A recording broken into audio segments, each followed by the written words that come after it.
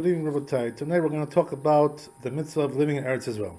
The reason we're going to talk about this is several reasons. Number one is because a lot of people are asking this question lately. Should I go to Eretz Israel? A lot of people are sending me messages. Should I move to Eretz Israel? It's a mitzvah to go there because they're sick of being here in America. They see it's a jungle over here. So it's time to leave, to go to our own land, our motherland or whatever, our country, our famous country. Go to the Holy Land. They're asking me questions like this, so let's try to make them understand, right? What are we talking about here? When we talk about living in Eretz Israel, first of all, it says in the Torah several things about being in Eretz Israel. Number one, it says that a person has to live there. It says in the Torah that a person has to live in Eretz Israel. What does that mean? A Jew has to live in Eretz Israel. Why is that? Because HaKadosh Baruch Hu gave the land of Israel to the Jewish people. Why is that? Because they're the chosen people, and the land of Israel is the chosen land. There's a chosen for a chosen. That's the idea. It's a holy land, it's a chosen land, and that's where we belong. We don't belong in any other place. So then why do we live in different places? Because we're in Galut, we're in exile. What does that mean?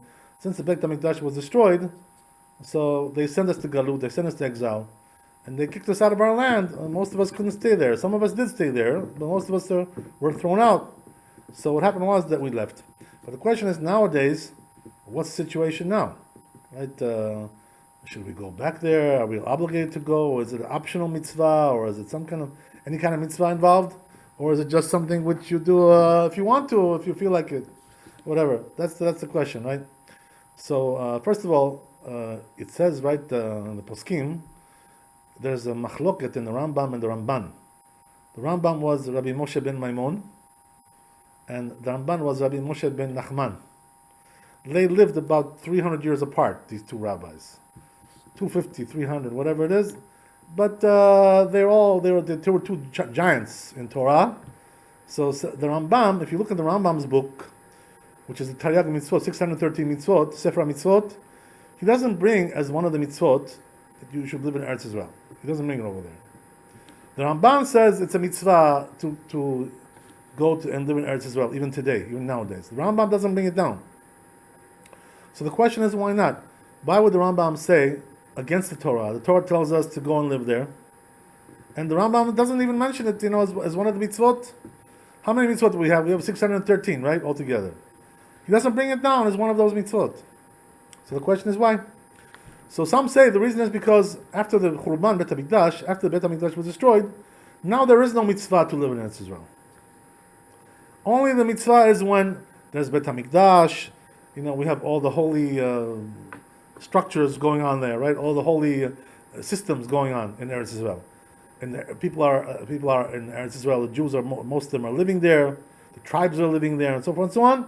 In a case like that, then it's a mitzvah to live there. But nowadays, since we don't have that, so there's no mitzvah to live over there, according to some opinions. That's why, according to Rambam, they say there's no mitzvah to live in Eretz Israel. But the truth is that this is not correct, what they're saying, these people. They say it's a machloket between the Ramban and the Rambam.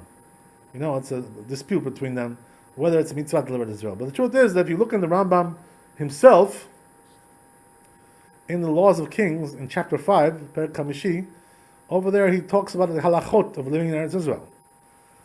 And we're going to talk about that a little bit, what it says over there, right? But you can see from there, obviously, that the mitzvah of Eretz Israel applies as well today, according to Rambam. Because otherwise, why would he bring these halachot? And he says over there, it's always like that, forever. That's what he says, we're going to see the language. So if that's the case, that it's forever, then why doesn't he bring it down in the book of mitzvot, Sefer HaMitzvot that he has? He doesn't bring it over there. So, in order to answer that question, it seems to be the best way to answer it. I saw also in some books like this. What they say is that the Rambam holds, the reason why he doesn't bring it down in the book of mitzvot, Sefer HaMitzvot, is because it's not from the Torah now to live there, because we're in exile. We're in Galut. But rabbinically, there is still a mitzvah to live there. Some say like that. That's one of the ways to answer the question. Rabbinically, the rabbis also gave us a mitzvah to live there now as well. It's possible for you. But from the Torah, it doesn't apply today because we're still in Galut, we're still in exile. The Beit HaMikdash is destroyed, right? The whole structure of Israel was destroyed over there. The Romans destroyed it. So therefore, we can say like that, that the Rambam holds that it's a mitzvah from the rabbis to live in Eretz Israel. But nevertheless, right, whether you say that it's from the Torah or it's from the rabbis, the main point is, right, that nevertheless, the living over there in Eretz Israel is a great, great mitzvah, considered to be one of the great mitzvot. So the question is, why? Why is it so great? So number one, right, we find in the writings of the Arizal. The Arizal writes, in the Rav Chaim Vital, he writes in his name, that there are two allusions in the Torah regarding Eretz Israel, regarding your spiritual level over there. So what does it say? There's one verse which is in Isaiah, right? Isaiah in chapter Membet 42. It says over there in Membet 42, there's a pasuk, it's a verse over there in Isaiah. It says like this, right? Hanoten l'shama le'am alea veruach laholachim ba. That's what it says. What does that mean? He gives a soul to the people who neshama, to the people who dwell there, and he gives a ruach, which is a spirit, to the people who walk on it. It's talking about Eretz Israel. Mm-hmm. So it says the Arizal, what that means is that, as we know from the Zohar Kadosh, from the Rambam as well, it's written there, that there are three levels of the neshama, the soul, the person. There's three levels, right? The basic level is called the nefesh, which controls the bodily functions, connected to the body. And then we have the ruach, which is higher than that. And then we have the neshama, which is the highest element of the soul. So there's three levels of the soul on a simple level. And what happens is that a person who goes to Eretz Israel, says the Arizal, what is this verse telling you in Yeshayahu? Hanoten neshama le'am halea. Whoever lives over there, he has neshama. What does that mean? He has all three levels of a soul. They're all there. But then it says, Veruach laholachim ba. What does that mean? But the ones who just go on it, only they get ruach, which is the second level, not the first level, right? Not the highest level. So what's the difference between this and that? What's the difference? The difference is like this, right? That when a person explains the Arizal, if you come to visit Eretz Israel, you go on a trip, right? Let's say, right? You took El Al, you went on a flight over there, right? Or Delta Airlines, whatever it is. You went over there, so you get, if you're coming to visit, you get the ruach, which is the next highest level. Now you only have nefesh, right? When you live in New York, Rego Park, especially on the other side of Queens Boulevard, right? So, right, on the south side, right? So over there you only have nefesh. Once you go up to Eretz Israel to visit, you get ruach, get next level. If you decide to stay there and dwell there, you get neshama. That's what the Arizal says. And just the opposite, right? When you leave, right? You say, you're one of those people who abandoned Eretz Israel, and you went and left. Right? Some people left when they were children, like you. That's something else. We're talking about the adults. Why the adults usually leave Eretz Israel? They want, they want to make more money. They're not doing so well over there financially, whatever it is. So they want, they're going for the American dream. You know what I mean? Which is all about cash, right? Money, right? Nothing else but money. So what happens is they leave, and they go somewhere else. So what happens to a person who leaves? Over there, he has, as we said, right? He has neshama. So once he leaves, then there's a verse also about that shows that once you leave, now you're only left with nefesh because you left. So they punished you. They took away the higher levels of your neshama, and that's why, right? If you ask people, by the way, always they'll tell you, a person who lived in Eretz Israel and lived also somewhere else. You ask them, where were you the happiest in your life? They'll tell you, Israel is the best. They'll tell you nothing like Israel. They'll tell you why, because their neshama was there. They felt the neshama there. So they were happier because of that. It gives you a certain sensation of happiness and completion and fulfillment. You feel fulfilled when you're there. You feel that neshama going on. So what happens is that once a person leaves, it says in the book of Devarim, in Deuteronomy, it says over there, "Ve'ardu shivim nafesh," right? When they went down to Eretz Mitzrayim, to Egypt, Yosef's brothers and the family of Yaakov Avinu, they went down to dwell in Egypt to join Yosef over there. So then they call them nefesh, shivim nefesh, 70 souls, right? What does that mean? They only have nefesh left, but neshama and ruach they lost. Why is that? Because they went to Eretz Mitzrayim. They went to Egypt. They lost their neshama. You know what I mean? So you see how colossal, right? Just to know that is colossal already. That Eretz Israel is, something which can give you the highest levels of neshama. And this is the reason why also the Chazal say, "En Torah keTorat Eretz Israel." There's no Torah like the Torah of Eretz Israel. What does that mean? You can study Torah also here in New York, in Los Angeles and Fort Lauderdale, but that's not the same Torah that you study in Eretz Israel. It's a higher level over there. You know what I mean? Because your neshama is on a higher level, so therefore you understand the Torah in a higher level. You can go really, really, really high, attain like all kinds of levels. I can tell you, by the way, personally, that it's a different level altogether. You can't compare it. You know what I mean? I've tried this, I've tried that. I'm not talking about as a child, right? As an adult. You know what I mean? You can't compare one to the other. Over there, the level you can get to is a totally different plateau altogether. And you feel that. But there's also sometimes certain things a person needs to do outside as well. To leave and to do some tikkunim, some rectifications outside of Eretz as well. I was talking about that with one of my friends. It says right in one of the Chazal, they say one of the reasons why the Jews went to the exile. There's always a reason for everything. It's because they should bring in the converts. To convert the converts. So this is one of the reasons why we're in exile, to bring the converts in. So there's a purpose for everything. But the point is, right, whatever you want to say, Eretz Israel is always Eretz Israel. Nothing's going to change about that, right? It says in the Zohar Kadosh, by the way, also another thing, which is we just mentioned, right, that if you leave Eretz Israel, you're losing the higher parts of your neshama. But the question is, how long does that go on? What's the duration? So it says Zohar Kadosh, you lose your neshama for 40 days. What does that mean? Even if you just go out for a brief while and then come back, you still have to wait 40 days to get your neshama back, which is unbelievable. It's like 40 days and 40 nights, whatever you want to call it, right? That's how long you lose the neshama, even if you go back.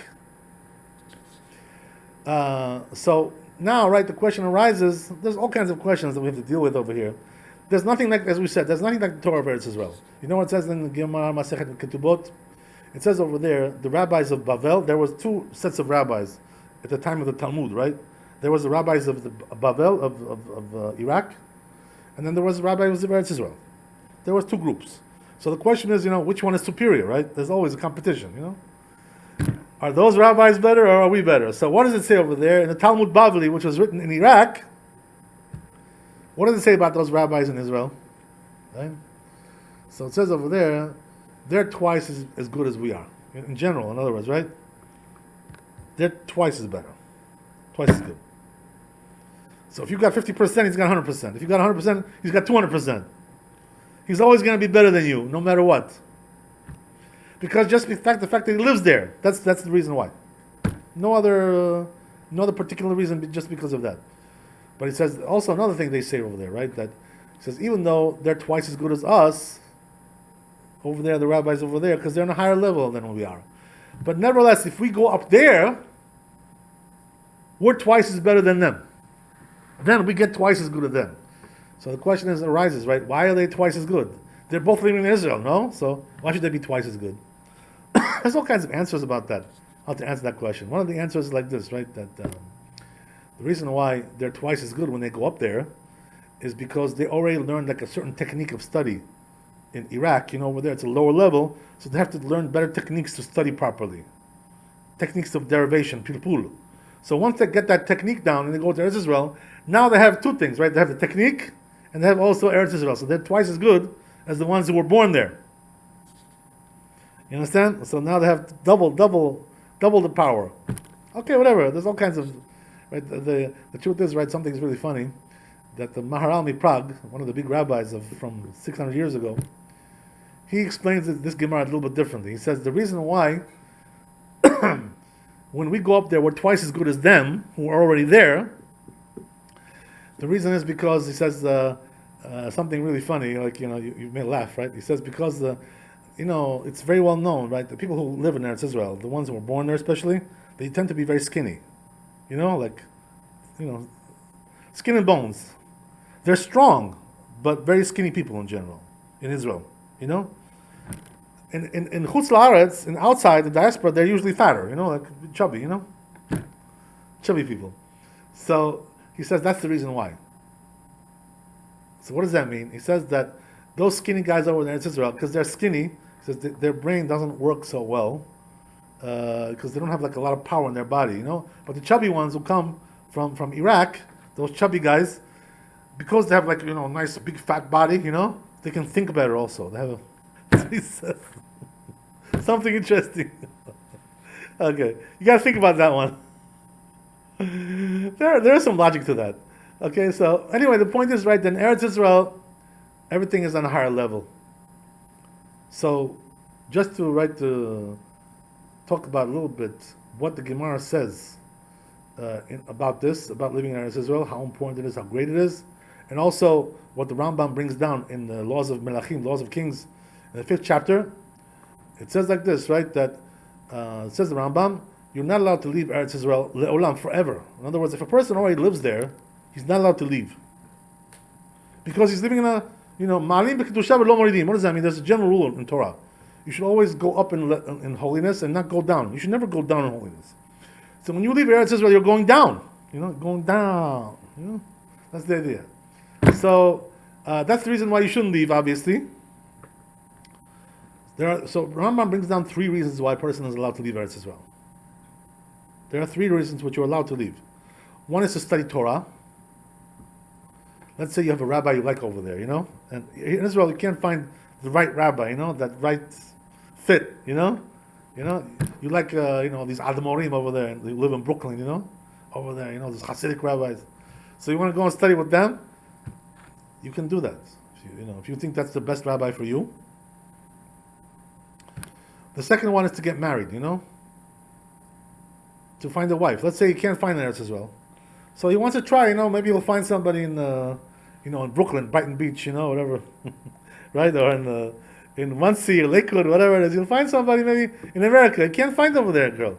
So in order to find a girl to get married, you're allowed to leave for that reason. Because these are all very important mitzvot, you know what I mean? To study Torah, to find a wife. Very important mitzvot. These are like major mitzvot, you know? What's the third reason? He says also if you need to like go to court, you know, over there, outside, in order to like sue somebody because, you know, he stole your money, whatever. There's some kind of a dispute, financial, and if you don't go, you're going to lose your money, you know. So you're allowed to go and sue them in order to get your money back, to retrieve your. So, you know, if it's going to be like a loss, financial loss, by not going, they allow you to go. But this is talking about a temporary basis, right? Doesn't mean you can stay there. Finish your job, you know. Once you finish your litigation, come back. That's the idea, you know. You have to come back also. Also, another thing which is similar to what we just mentioned is that the Rambam says you're allowed to leave for business. What does that mean? Let's say you're doing a business deal, you know, and you need to go and meet with these people or whatever. So you got to go and, you know, meet them and do a meeting. You know, not everybody wants to meet on Skype or Zoom, you know, whatever. Some people want to meet in person. So you got to go and meet them. Or you got to do some business, you know, start some kind of, sign contracts, you know, whatever it is, right? Have some kind of meetings, all kinds of things like this. You're allowed to go for that purpose, for business, you know? But all these things, we say, okay, you can go, but once you finish the mitzvah, so then go back to Eretz Israel.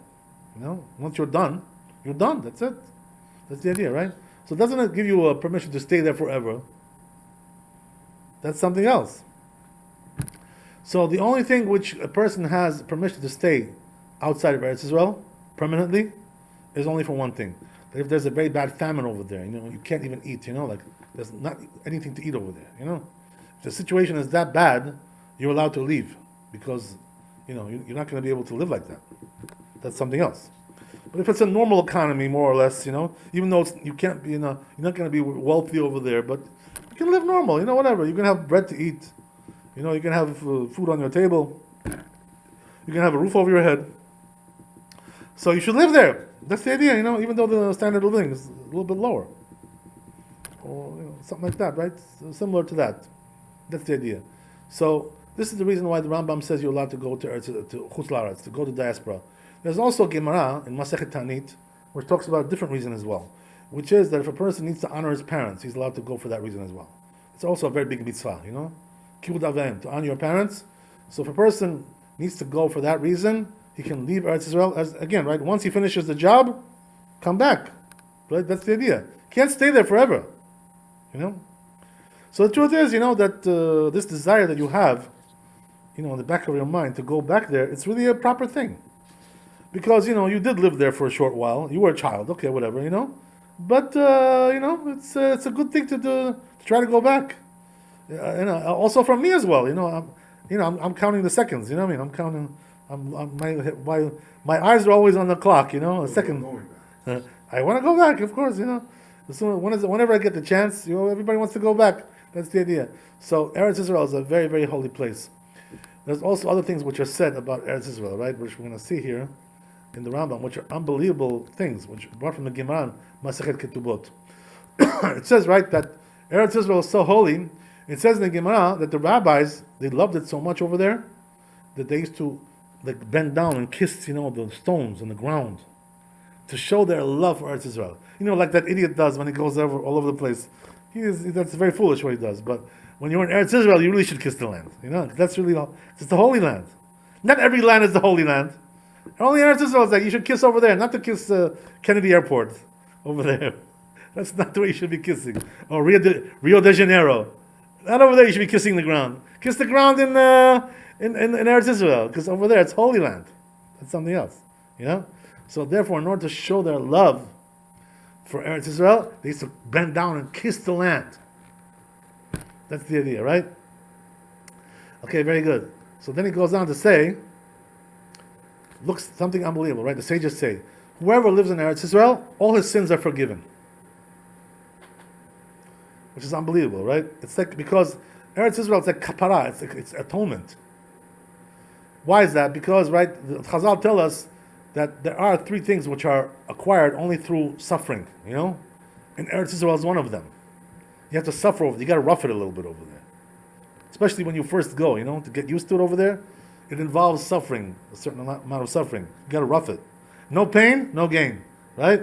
So that should be expected. It says in the Torah that three things were given through suffering. What are the other two? Torah, because you have to study, a lot. That also causes you suffering, right? Deprive yourself of sleep, deprive yourself of food, all kinds of comfort life, comfortable life. You got to deprive yourself, right? No S-Class, no Corvette, right? No Porsche. Go and sit and learn all day. Forget about that stuff, right? That's the idea. Who needs that? You got to deny yourself a little bit of that stuff. That's the only way to acquire the Torah and Eretz Israel as well, right? That's the idea. And also there's a third one, which is what? Olam haba. The world to come also is acquired by suffering. What does that mean? The person has to suffer in this world, ubeduri, like you used to say, I'm an ubeduri, You were suffering, That's how you acquire the world to come. By being, like, a pathetic person in this world. Somebody who suffers, somebody who's always, distressed, down. That's the idea. That's the only way to acquire these three things. So Eretz Israel is one of them. Right? That's the idea. So a person has to, and therefore, since Eretz Israel involves suffering, therefore what? That all his sins are forgiven. So a person lives over there, can you imagine? He's clean. Why is that? Because always Eretz Israel knows how to cleanse you over there. You get cleansed all the time. It's like a constant cleansing process. It's like being in a big laundry machine, You're constantly going into spin cycle. They cleanse you all the time, every day, every week, every month. They cleanse you there. This is the idea. Can you imagine how powerful that is? But not only that, right? Just say the Chazal, even if you don't live there, let's say you just went to visit, right?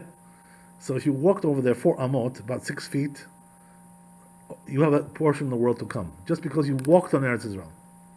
That's how powerful Eretz Israel is. So Eretz Israel has this great power to cleanse you, to elevate you, to give you Torah, to give you, all these good things in life, to give you a special soul, higher soul. Who can give up all that, right? You have to be foolish to give up all that. You have to be crazy, If you know all that stuff, how can you give up that? Also, the Chazal says something very powerful, right? They say that because Eretz Israel is such a great mitzvah to live there, that it's considered to be as important as all the other mitzvot combined. 613 mitzvot. It's against all of them, over against all of them. It's weighed against all of them. Why is that? What's the reason why? Because you're engulfed in that, in that whole thing over there. You're engulfed. You're in Eretz Israel. So what happens is that it's like your whole life changes. You become a different person. You're not the same person you used to be. Another thing which is amazing, right? The Chazal say that who was the unlucky guy, right? The one who suffered, couldn't get into Eretz Israel. The most famous character that we have, right? Moshe Rabbeinu, right? He asked HaKadosh Baruch Hu, please let me in. Hashem said, no, I'm sorry. You can't go in there.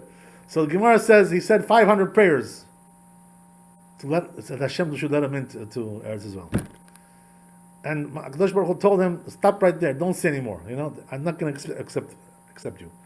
The truth is, right, the Chazal say, if he would have said more, he would have been accepted. That's why Hashem told him to stop. So the question is, right, why did Moshe Rabbeinu, who was already on such a high level as it is, who could be higher than him? The lawgiver, the one who spoke to God face to face. He's the one who needs to go into Eretz Israel. For what?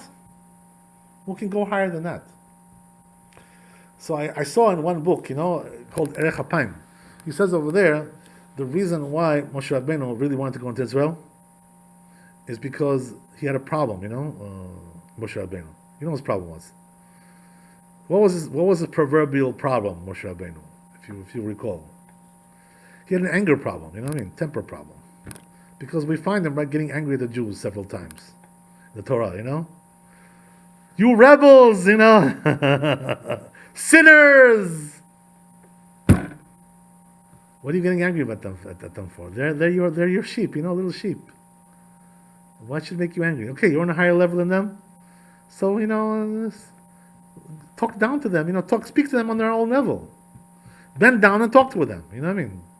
Not talk down. Bend down and talk to them on their level. Why are you getting angry? So you know what they say, the Chazal, right? That if a person has an anger problem, how does he fix it? Go to Eretz Israel. That's how you fix it.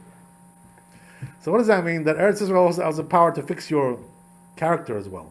Chasiyat tebi. Midot. You can fix that too. Because once you get that turbocharged neshama over there, everything gets fixed up. You know what I mean? It's all fixed. So Moshe Rabbeinu was asking Kadosh Baruch Hu, let me go into Eretz Israel. Why? Because I know over there I'm going to solve my anger problem. I'm going to become a very cool guy, right? Savoir-faire, Mr. Gentleman, no more anger. Kadosh Baruch Hu told him, no, I'm sorry, I can't let you in. It's a whole story about that, right? Why couldn't let him in? We talked about that before. But the point is that Moshe Rabbeinu was also dying to get in there. He was like, oh my God, that was his dream to get into Eretz Israel. Couldn't get in, poor guy. What can you do? That's the way it goes. So, just to go on a little bit, right, with what we're talking about, there's also a lower level that a person can achieve with Eretz Israel. Not the level we just talked about. What does that mean? The level we talked about was that you move there, you go there to dwell there. That's the highest level that a person can achieve. But there's also a lower level. What does that mean? That when a person dies, they take him over there to bury him there, That's also good. A lot of people, as you notice, want to be buried in Eretz Israel only. And this is the reason why. Because they say, Chazal, that a person who gets buried in Eretz Israel, he also gets atonement for sins. So therefore it's a very big mitzvah to be buried there. There's also another reason, right? Which is what Yaakov Avinu told to his son, Yosef. He told him, don't bury me in Mitzrayim, take me to Eretz Israel, bury me over there. What's the reason why? So they say the Chazal, the reason is because, one of the reasons is because when the dead rise, when Mashiach comes, right? The raising of the dead, what's going to be is that the ones who are buried outside of Eretz Israel, they're going to have to roll, like rock and roll through the cavities under the ground and go into Eretz Israel. And over they're going to be resurrected. So they're going to have to roll in the ground for a while until they get to Eretz Israel. But the ones who are in Eretz Israel, they just rise. They don't have to roll. They don't have to rock and roll. You understand? So because of that, they can just wake up and get up when the raising of the dead occurs, right? Tchiat HaMetim. That's the idea. So that's also another reason why people want to be buried there, because in Eretz Israel, everyone's just going to get up. There's not going to be any more rolling, going here, going there, being rolled over there, being rolled over here. You know what I mean? That's the idea. That's also another reason why a person would want to be buried in Eretz Israel. It atones for him, but there's nevertheless, say the Chazal, even though there's two interesting things about that, right? One is that even though there is also atonement by being buried there, but nevertheless, it's not on the same level as a person who lived there. You know? It's not the same level. It's a lower level. So you can't compare one to the other, but nevertheless, if a person wasn't able to live there for some reason, so at least they should bury him there. You know, that's the idea. So therefore, it's a very big mitzvah. On the other hand, though, there's also a different Gemara, which talks a little bit differently about this. You know, what happens is that there's a Gemara that says that they used to see people coming from outside of land of Israel to be buried there. You know, so there was two rabbis sitting and studying Torah. And so one tells the other, the disciple tells the rabbi, "Oh, look, they're bringing more dead bodies, you know, from outside to bury them." He says they're defiling the ground over here. That's what the rabbi answers, right? They're coming here to defile the ground. What does that mean? The dead body defiles, you know, it's defiled, the dead body. If you touch it, defiles you. So therefore, right, it's considered like you're defiling the land. So he was trying to say, right, that why are they bringing these? What is Eretz Israel? Is a burial ground? It's a cemetery. Why are they coming to die over here? You know, coming here to live. You coming here when you're dead?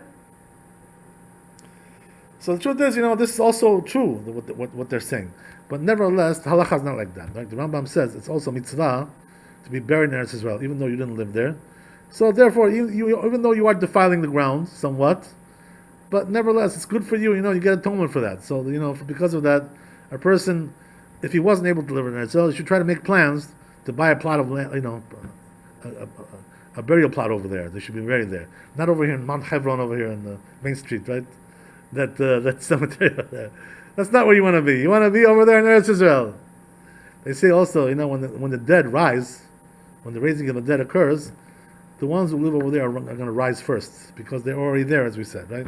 That's also a big advantage from that vantage point. So, what does that mean? That a person who gets buried in Eretz Israel also a very big thing. It's a very big deal for them. Definitely very, very recommended. So, let's go on a little bit. Another amazing thing which the Rambam brings down from the Gemara in Masechet Ketubot, he says, right, that it's better to live in Eretz Israel, even in a place which is bad, than to live outside the diaspora in a place which is good. What does it mean, good and bad? I'll explain to you, right? Let's say you live in Eretz Israel in a place where most people over there are idolaters, you know, Christians, you know, God, whatever, you know, stuff like that. Buddhists. better to be over there with them, in their town, than to be over here in Lakewood or Muncie, you know, in a place, you know, religious neighborhood, Borough Park, you know. Better to be over there in an idolatrous area than to be over here in a religious area. What's the reason why? Because well, you know, figure it out for yourself. Yeah. Okay, so what's the reason? What's the reason for that? Because the Chazal says something amazing, right? Whoever lives outside Eretz Israel, he's considered like he worships idols, as if. Why is that? Because, you know, you're influenced by all this junk over here, this garbage culture. You know, they have Christian culture, you know, idolatrous culture. You know, all these liars and thieves, and you know, all the people that we see on the internet. You know, these people that we talked about, all these lowlives. You know. Because what's the reason why, by the way, a person who lives outside Eretz Israel is considered like an idolater? Because Eretz Israel is ruled by God himself, you know, directly. There's no intermediary over there. God rules over the land. He supervises the land. He makes sure to see that everything is supplied over there properly. It's all in God's hands, directly. Here, there's an intermediary, you know. There's that angel, that representative, that prince, the heavenly prince of that nation which you're living in. He's the one who oversees the whole operation. And you're going through him, you know. He's like intermediary. So it's like idolatry, because you're not going straight to God. You know? That's the idea. So That's the reason why a person who goes outside of Eretz Israel is considered to be like he worships idols. What about the the bad part of Israel and the That's exactly why I mentioned this whole thing. And the corrupt Yeah. Jews that control. Right, that's exactly why I mentioned it, right? So what does that mean? That those people are considered to be like idolaters, let's say, right? Heretics, they're heretics, these people. So it's better to live with them, those heretics, in Tel Aviv and Haifa, than to live in Lakewood or Monsey, Borough Park. That's exactly what it's telling you, which is unbelievable. Now, did you mention Tel Aviv and Haifa Those are the most secular areas. Oh, they are? Yeah. Number one and number two, right? I'm surprised. In Haifa, they have buses running on Shabbat. You know what I mean? It's considered to be one of the worst places. Not for them, the people that live there.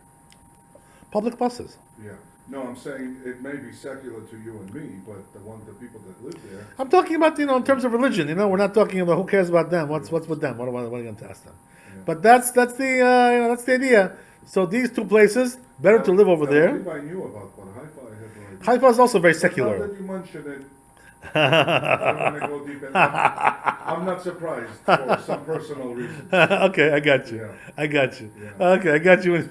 Yeah. I got the message. Okay, so that's the idea. Better to be in places like that. Of course, it's better to be in a religious area over there. That's even better. What I'm saying is, if you have no choice, you can be in Tel Aviv over there, or you can be in Lakewood over here. Better to be in Tel Aviv. You know what I mean? The truth is that Tel Aviv is now becoming much more religious than it was before. Things are changing. It's not what it used to be. But nevertheless, right? Tel Aviv is considered to be a largely secular town. You know what I mean? Whatever. That's the idea. I wish my mother never left. Yeah. You know. Exactly. That's the idea.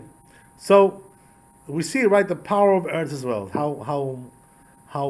How great and profound, how comprehensive, the power of Eretz Israel is. It's considered to be a person who lives over there is considered to be blessed for all these things we just mentioned. I don't know, every time I go there, whether I feel this sentimentalness about it, or it's in my head, or it's really the things that you mentioned. Because it does have a profound effect on me. Absolutely. Every time I go there. Absolutely. It's not like going to Paris, or No. London, No. It's not like that. No. It's something else altogether. Yeah, it's something else altogether. Absolutely. There's no question about it. Yeah. So that's exactly what we're talking about when we're talking about living in Eretz Israel. I'll tell you something interesting, right? That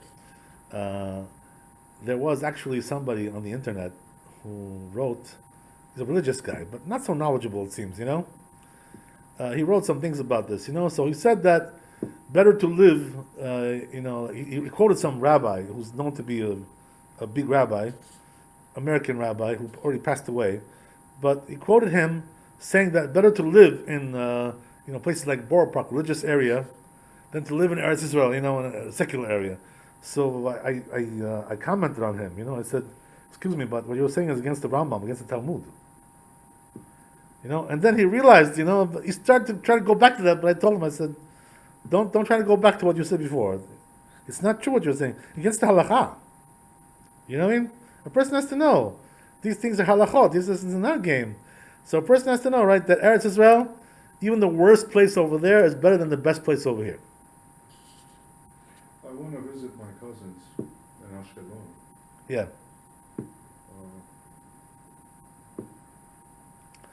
So it's good that you mentioned that. Why? Because the truth is, right, that even though Eretz Israel is considered to be the Holy Land, as we mentioned, but there's also different levels over there as well, depending on which place you live in. Eretz Israel is a very large, vast land, much greater than what we have now in the country. There's a lot more, So the question is, what is the best part of Eretz Israel to live in? Is there also levels over there? There are also levels over there as well. So what does that mean? That the land that was given to the 12 tribes, allotted to the 12 tribes, that's considered to be like the holiest part of Eretz Israel. But there are also the Transjordan, the eastern bank, which are not so holy like that. They're also Eretz Israel, but not on the same level of holiness. So there are different levels of holiness also over there as well. You know what I mean? And of course, the most chosen place out of all the areas in Eretz Israel is Jerusalem. Right? Jerusalem is more holy than all the other lands of Eretz Israel, because over there was a Torah center. It was a place where the Shekhinah was, divine presence. It was a place where the Bet HaMikdash was built. So that area obviously is more holy than all the other areas. By the way, there's an interesting dispute which I heard in this generation, which is that there was, one of the rabbis, the big rabbis today, is Rabbi Chaim Kanievsky. What he says, to his people is that they ask him sometimes, where is it better to live, in Jerusalem or Bnei Brak? They live in Bnei Brak over there. It's a very religious area over there. So he told them, there's today, even though it says in the Gemara, Ketubot, that Jerusalem is considered to be higher than all the other lands in Eretz Israel. So there's also a practical difference there. The difference is that a person is not allowed to leave, it says in the Gemara also, not allowed to leave Jerusalem and go to the other parts of Israel. That also you cannot do. If you already live in Jerusalem, you cannot leave and go to Haifa. You cannot do that, because you're going down. You understand? So they asked him a question, if you're going from Jerusalem to Bnei Brak, which is outside of Jerusalem, are you also going down? Is it forbidden? So he said, today, no, we don't have such a thing like that, because today, Jerusalem is not really what it used to be, The Bet HaMikdash is not there, and also in Bnei Brak, there's a lot of big rabbis there, there's a lot of Torah over there. So why should Jerusalem be better than in Bnei Brak? But the truth is, Maran, my rabbi, Ravadia, Morain Rabbeinu, he didn't hold like that. He said, even today, Jerusalem is considered to be better than all the other lands of Eretz Israel. So therefore he told us, if you have a choice to live in Jerusalem or a different piece of land over there in Eretz Israel, you should opt for Jerusalem, because Jerusalem is the holiest place. And also you shouldn't leave Jerusalem and go live somewhere else. You know what people do nowadays? Unfortunately, what happens is that Jerusalem now is very expensive. The most expensive cities in Israel today are Jerusalem and Tel Aviv. Real estate is, very expensive there.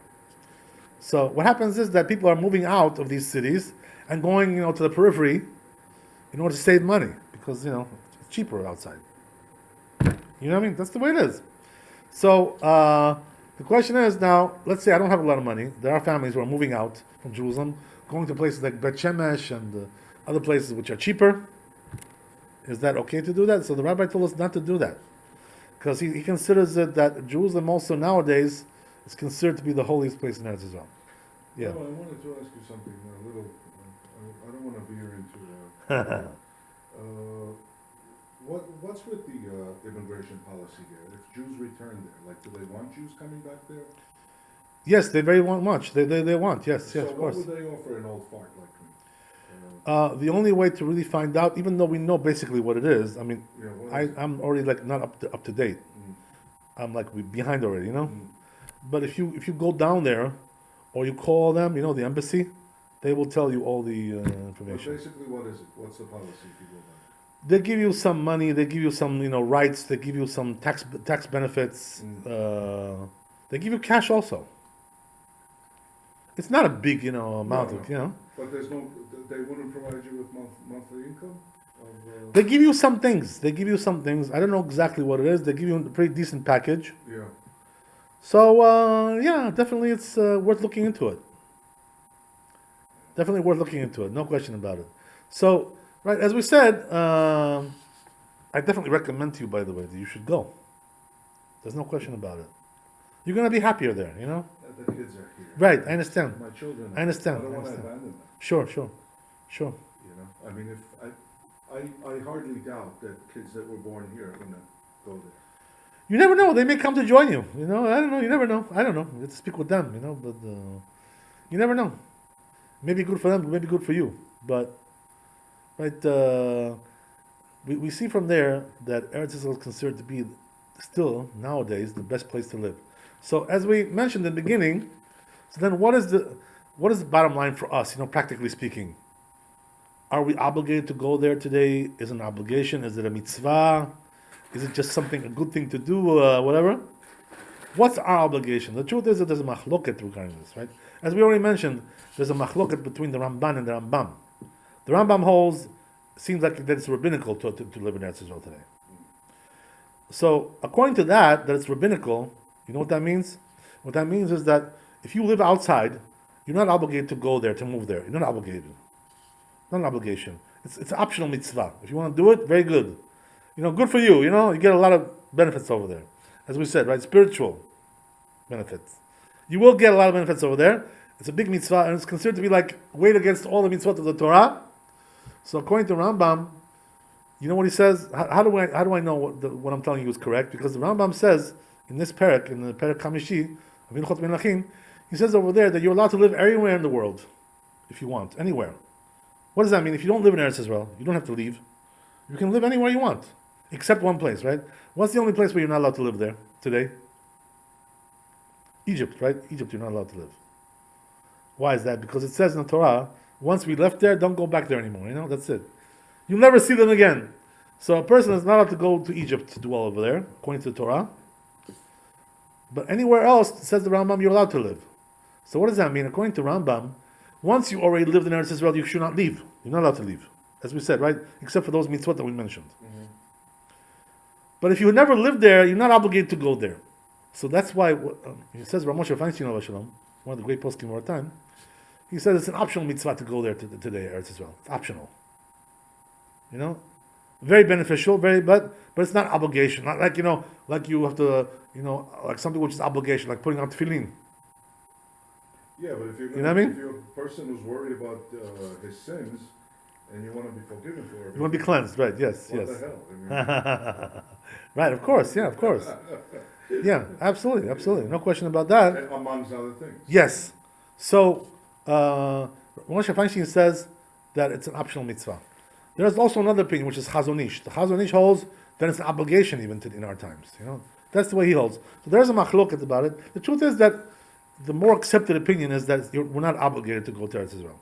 Especially if you look in the sources, in the words of the sages, in the Talmud, in the Rambam, you see that really there's no obligation to be there today. What does that mean? If you never lived there, no obligation to be there. Very good thing to do. Very optional mitzvah. Optional. So that's the reason why there are a lot of people who don't go to Eretz Israel. They don't go. But if a person is worried about, the security problems over here, the lawlessness, anarchy, Antifa, BLM. So let him go if he wants to go. Very good. It's a good catalyst. Kamala Harris. Especially, right. So that's the idea. If you're afraid of these things, go. It's a beautiful thing to do, to go to Eretz Israel. You get all the benefits over there. You get the spiritual benefits that we mentioned. Not obligation. Yeah. Right? But there are also some who say, as we said, the Chazon Ish says that there's an obligation to go there. The halakha is not like that, in the truth, right? In the truth.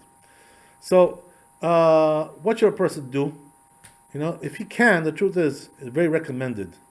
If he can, he's financially stable. He knows like what he's gonna do. Like I'm gonna sell the apartment over here. I'm gonna buy one over there. I'm planning to do this. I'm planning to do that. I'm gonna get a car. There's gonna be a car there. There's gonna be this. I got everything planned out. It's all, like pretty much the diagram is all, $60,000 for a Honda Civic. No, not that much. Okay, don't exaggerate. But maybe it used to be like that before, but you can buy you can something pretty decent, pretty cheap, used car. You can get a used car for cheap, or you can get a new car also. Whatever. So you can plan everything out and go. It's recommended very much to go. If a person is not so stable, so if he's going there to study Torah, Hashem will help him. Everything will be all right as long as he feels that he's got the opportunity to go there now. If he wants to study Torah over there, Hashem will help him because they have special supervision. These people, go to study Torah. That's something else.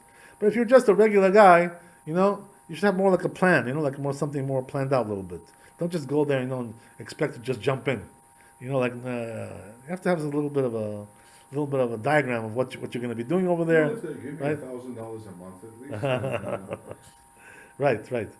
The truth is, that there are ways to, deal with all that stuff. So why are people? Some of the people that I know Yeah. are suffering till this day financially. Well, the grass is always greener on the other side. I'll tell you something really funny, right? That the truth is, living in Eretz Israel is more like a miracle. So one time, there were the Satmar Hasidim, the ones who live in Williamsburg, they're against, like, the government in Eretz Israel. They're anti-Zionists. Like these people, right? So one time they came to the Satmar Rebbe, the Admori. They came to him. They asked him. They said, Rabbi, why are you so against the government over there? He says, don't you see all the miracles that Hashem makes for them? All the wars they won. They defeated all their enemies. Yeah. Don't you see, right, what's going on over there? So you know what he answered him, right? The rabbi. I'll close with this, right? The rabbi answered him, he says, you don't really know the miracle that's going on over there. Do you think that's the miracles? The government, what they're doing, the army? He says, the real miracle is like this. He says, there are people who have religious families, the father is studying Torah, and the mother has some kind of a meager job, doing some washing dishes, and cleaning floors. They have 16 children, and each one they buy them an apartment, they set them up and marry them off. Says, that's the real miracle of Eretz Israel, So the truth is, it's mamash true, to be honest with you. How people make it over there, that's the real miracle. Because it seems like they have nothing, in a sense, you know what I mean? But they're going on vacations, going to Europe, flying over here, where's the money coming from? It's only in Hashemayim, in Israel, there's a very big supervision. You get, in other words, the amount of money that person makes is less, but the quality of that money, baraka, mazal, it has better mazal, that money. You know what I mean? And it's really, really true, to be honest with you. And this is the reason why the Chazal say, you want to hear something interesting? Right? They say that... but a lot of socialist countries are like that too. That's a different issue. You're talking about the system. I'm talking more about the spiritual element. You know what I mean? So what's the interesting thing? That people over there in Eretz Israel, they don't really have a lot of money. But as I said, right, I want to tell you a story. Yaakov Avinu, as they say, that when he went to Lavan's house for 22 years. He was there in Lavan's house. He had to leave Israel. He had to leave Israel. So then when he came back, he became back wealthy. He was already a wealthy man. He was a millionaire. You know what I mean? So what happened was that they say that all that money that he made outside, right, he gave it all away. He didn't want to use that money. Why is that? Because it's cursed, He said the money that I made outside in the diaspora is cursed money. It's not blessed. So therefore that money he didn't want to use. So that's exactly what we're talking about. You understand? That even though in Eretz Israel, the wages are somewhat less, the standard of living is a little bit less, but it's more blessed over there. Gemrelia, it's more delicious. It's more tasteful. It's more tasty. It's hard to just life feels better over there. You know what I mean? You don't have these crazy ideas in your head like you have over here. You get more in touch with the real things in life, with the reality of life. That's the way life is over there. So, to end it off, I want to tell you also something which is connected to this, right? It says as the Zohar Kadosh that the source of all financial blessing, where does it come from? It comes from Eretz Israel. Even if you live outside of Eretz Israel, your blessing comes from there. So what does that mean? That the place where the Bet HaMikdash used to stand, over there, the Temple Mount, that area which is the Holy of Holies, all the blessing, material blessing comes from that place. And this is exactly why when we eat a meal, right, and we say Birkat Hamazon, the Sidur, the second blessing which we make is about Eretz Israel. Al Eretz Vel Hamazon. Why are we in Birkat Hamazon? We're thanking God for our sustenance, for our bread that we ate. So why are we talking about Eretz Israel? So it says the Zohar Kadosh, the reason is because all the blessing comes from Eretz Israel.